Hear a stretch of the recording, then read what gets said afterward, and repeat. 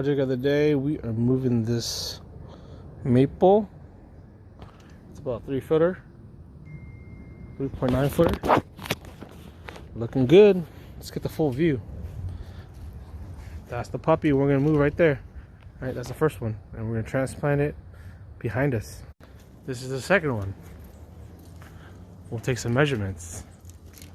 This one right here. All right, let's get that full view. That's it. We'll measure it after, okay? This is the other maple.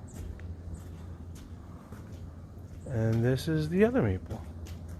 All right, we'll get some measurements. It is. It's about 6 feet wide.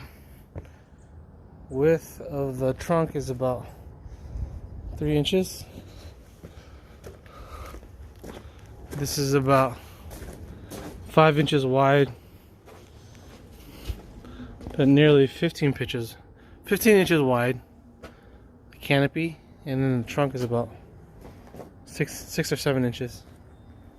Okay, this one and that other one,